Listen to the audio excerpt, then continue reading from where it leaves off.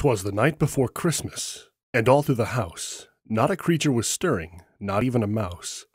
The stockings were hung by the chimney with care, in hopes that St. Nicholas would soon be there.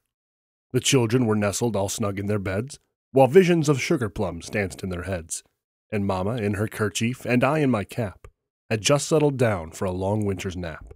When out on the roof there arose such a clatter, I sprang from my bed to see what was the matter. Away to the window I flew like a flash, tore open the shutter, and threw up the sash. The moon on the breast of the new-fallen snow gave the luster of midday to objects below, when, what to my wandering eyes should appear, but a miniature sleigh and 8 tiny reindeer, with a little old driver so lively and quick, I knew in a moment it must be St. Nick. More rapid than eagles his coursers they came, and he whistled and shouted and called them by name. Now Dasher, now Dancer, now Prancer and Vixen, on Comet, on Cupid, on Donner and Blitzen. To the top of the porch, to the top of the wall, now dash away, dash away, dash away all. As dry leaves that before the wild hurricane fly, when they met up an obstacle, mount to the sky, so up to the housetop the coursers they flew, with the sleigh full of toys and St. Nicholas too. And then in a twinkling I heard on the roof the prancing and pawing of each little hoof.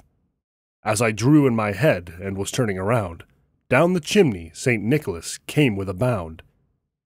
He was dressed all in fur from his head to his foot, and his clothing they were tarnished with ashes and soot. A bundle of toys he had flung on his back, and he looked just like a peddler, just opening his pack. His eyes, how they twinkled! His dimples, how merry! His cheeks were like roses, his nose like a cherry. His droll little mouth was drawn up like a bow, and the beard on his chin was as white as the snow. The stump of a pipe he held tight in his teeth, and the smoke it encircled his head like a wreath. He had a broad face and a little round belly, that shook when he laughed, like a bowl full of jelly. He was chubby and plump, a right jolly old elf, and I laughed when I saw him in spite of myself. A wink of his eye and a twist of his head soon gave me to know that I had nothing to dread. He spoke not a word, but went straight to work, and filled all the stockings. Then I turned with a jerk, and laying his finger aside of his nose, and giving a nod, up the chimney he rose.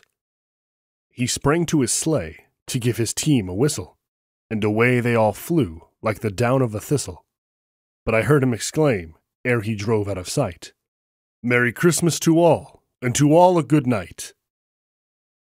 Merry Christmas.